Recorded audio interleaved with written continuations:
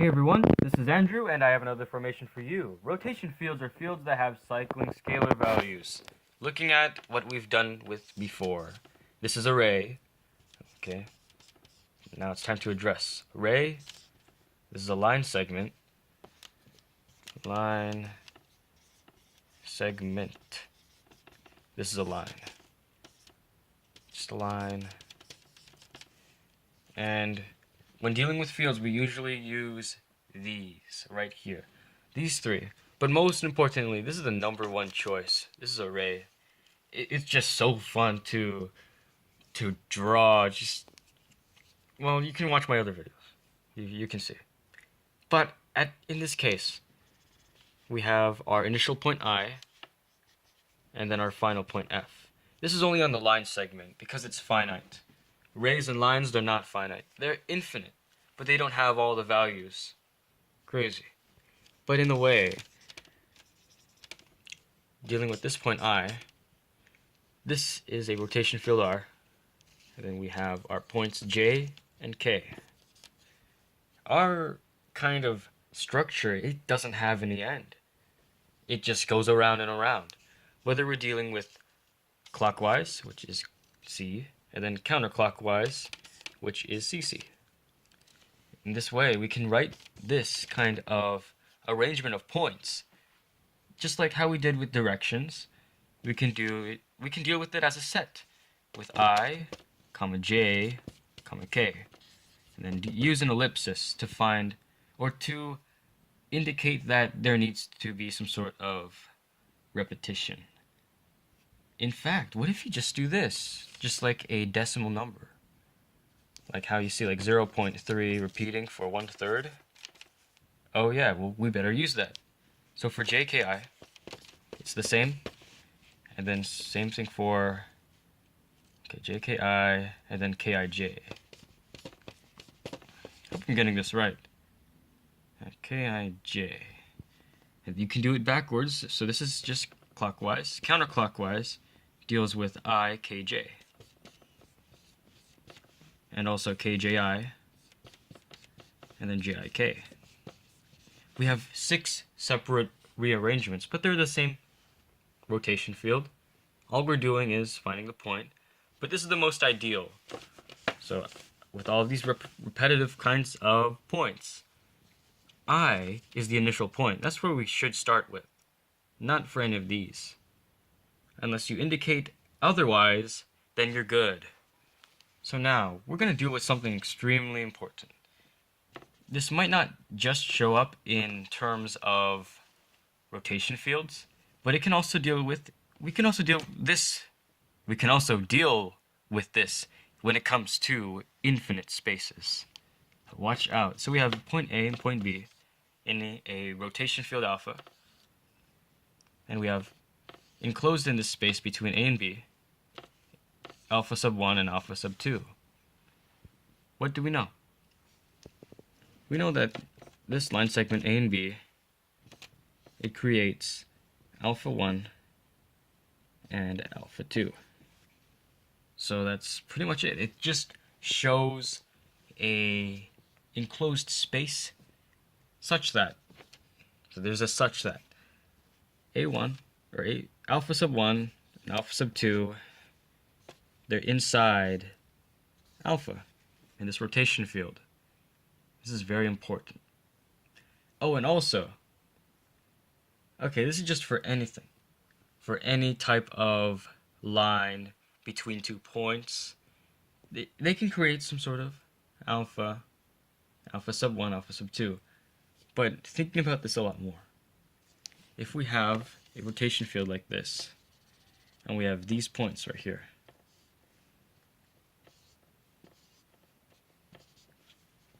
we only have a small portion here, but this alpha sub 2, it has to be inside alpha.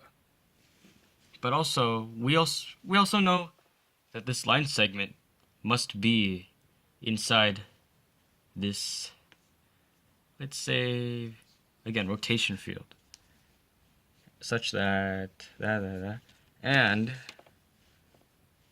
line segment AB, this should be a condition.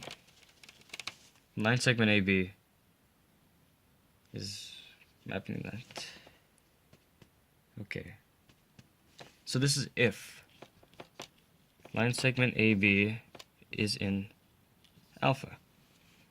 So that's cool. But how do we know if this line segment creates two equal spaces inside this rotation field, as shown over here? Here's the thing. We can do this. If point A is across point B, we can just use across.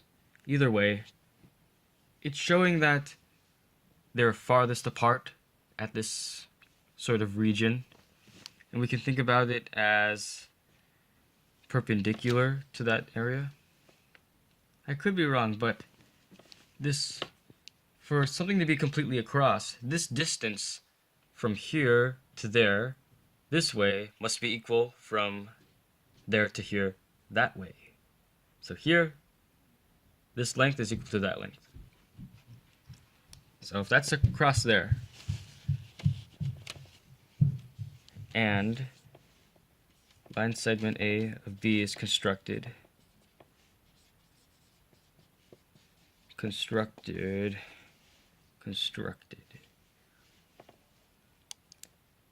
in alpha, then we know that alpha sub 1 and alpha sub 2, or alpha sub 1 is equal to alpha sub 2, such that, and then we can just do alpha sub 1 comma 2 is in alpha. That's it. With our conditions, we are able to make this kind of field. So what else can you do with this field? You can do a lot.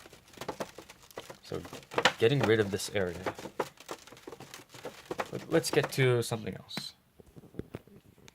With fields, we have these points. We can do a lot of these contraptions with spaces. But over here we have two rotation fields. But how do we show this? So there's one over here, this huge square, and then there's a square within a square. Well, technically it's a quadrilateral. So we can just do that. We can do Q. So this is the outside square, and then we have R, the inside square. They're both rotational fields, but they share the same points.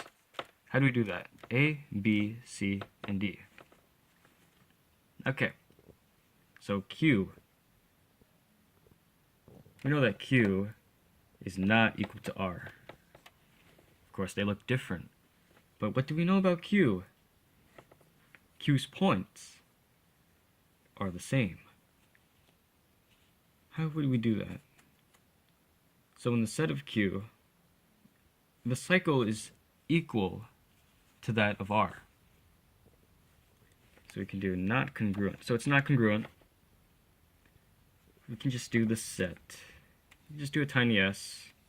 Q sub s, set of Q, is equal to the set of R. And in that way, it makes sense. They share the same points. We can also note that the cardinality, or the size of this set of Q, is equal to the size of the set of R. But it doesn't mean that they share the same points. It doesn't mean that they both have 4 points, 4 kind of elements. What else can we do? Rotation fields can show us intersections, just like with rays, as we can have rotation field and a ray, or some sort of ray like this. It can cut off our field, in which both these points are in the rotation field and the ray. Okay, I challenge all of you to make a statement about this, just to translate it in math terms, and that is about it. Thank you for watching. Continue watching.